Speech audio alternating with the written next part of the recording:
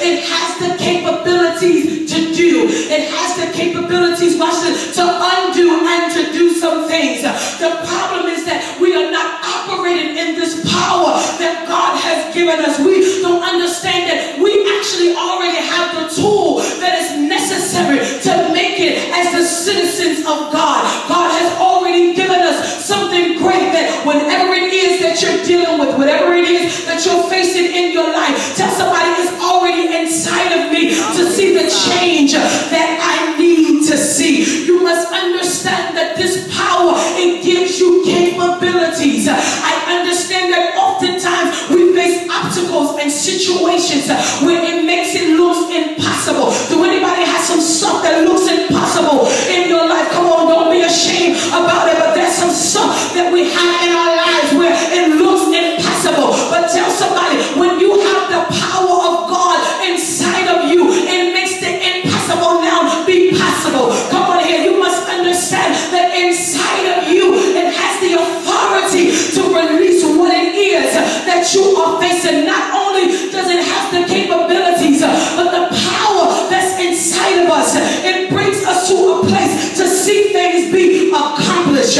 You must understand that Isaiah, it begins to prophesy and say that God said he knows the thoughts he thinks towards you. He talks about his word that goes forth. Can I tell you, his word goes forth for your life. He said that his word, it cannot return back unto him void. But tell somebody, his word has to accomplish what it was sent out to do. What's inside of you had the capability to cause your life to come into an accomplishment to what God has spoken over your life. Who am I helping on today that you know that God has called you to be great? He has called you to be mighty. He has called you to be healed. Tell somebody, his word still is his word. The fact of the matter is, we have to tap into the power that's inside of us so that we can see his word be accomplished in our lives. We must understand that we have the power to do. God has given us to make it happen.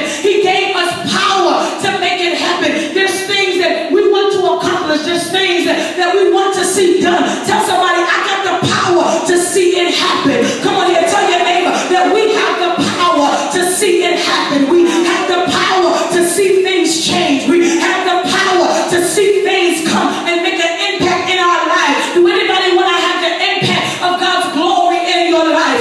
Tell somebody, well, the power is in you to see the glory of God. Clap your hands and give God a yes to his power.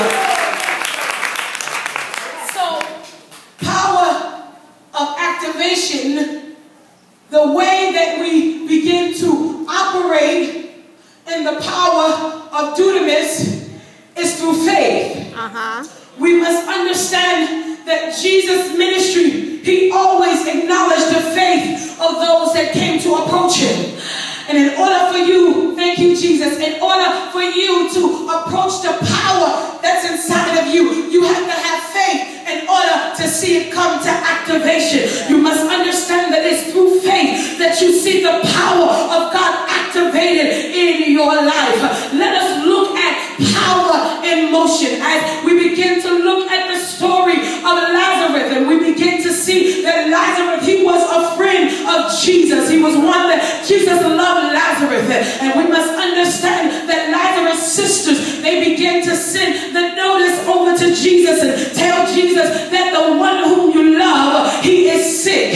And you must understand that Jesus, right away when he got the message that Lazarus was dead, he did not come right away. That did not mean he did not love Lazarus any less. But how many of you know he might not show up when you want him to show up? But tell somebody, he's always on time, because his time is the appointed time that he desires to show up in your life. You must understand that Jesus now began to tell the disciples, those that was with him, he said, Lazarus is not dead. He said, Lazarus is just sleeping. You must understand that the things that are in your life, it's not a dead thing, but it is just in a sleep place. It's in a place where it is at rest.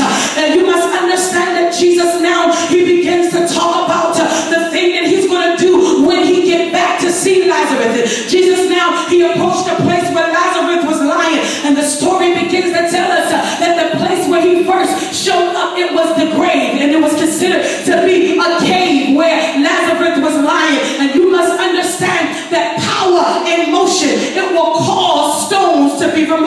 You must understand that when we operate in power, you must understand that power has the ability to cause the thing that is in your way to be removed. Jesus begins to tell them, he says, remove the stone from the grave. You must understand the thing that was hard, the thing that was covering Nazareth. Jesus begins to speak to that. That is the first place. That is the first process of power being operated in your life.